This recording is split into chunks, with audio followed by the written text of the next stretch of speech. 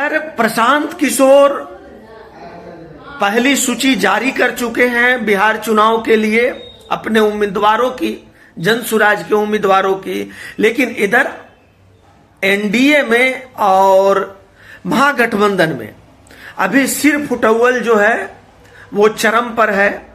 लेकिन कुछ दिनों के अंदर संभावना है कि इनकी सीट शेयरिंग का जो मामला चल रहा है वो सुलझ जाए और फिर ये अपनी अपनी सूची जारी करें। इस बीच एनडीए में चिराग पासवान जी को लेकर के बड़ी गहमा गहमी है, क्योंकि चिराग पासवान जी मान नहीं रहे हैं, किसी का फोन नहीं उठा रहे हैं, किसी से मिलने की जरूरत भी नहीं समझ रहे हैं। ऐसे में यह अनुमान लगाया जा रहा है कि क्या चिराग फिर से अलग होकर के चुनाव लड़ेंगे या एनडीए का खेल बिगाड़ेंगे। लेकिन जो खबरें आ रही है उससे ऐसा लग रहा है कि चिराग 26 सीटों के आसपास माने हैं, लेकिन बीजेपी जो है उनको, बीजेपी और जदयू मिलकर के 24 सीट तक का उनको देने के लिए राजी हुई है। जबकि चिराग पासवान का जो है उन्होंने 30 सीट का डिमांड किया था कम से कम, लेकिन अब वो 26 सीट पे आ गए हैं, ये बार्गेनिंग हो करके। लेकिन देखिए बीच बीच में ऐसा लगता है कि 25 सीटों के आसपास चिराग पासवान लड़ेंगे।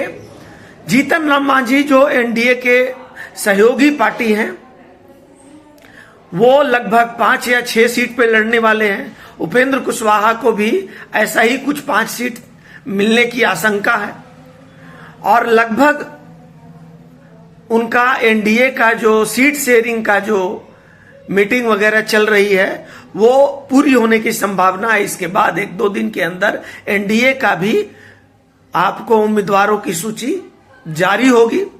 इससे पहले प्रशांत किशोर ने जारी कर दिया है।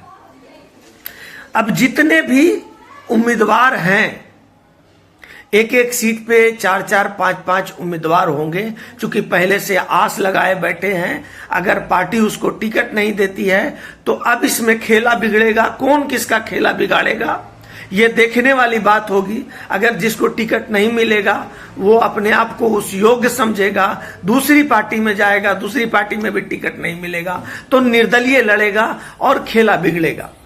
ऐसा अनुमान लगाया जा रहा है कि प्रशांत किशोर जिस प्रकार टिकट वो उम्मीदवारों की जो सूची जारी की है तो प्रशांत किशोर सबसे ज्यादा एनडीए का वोट काट रहे हैं, सबसे ज्यादा।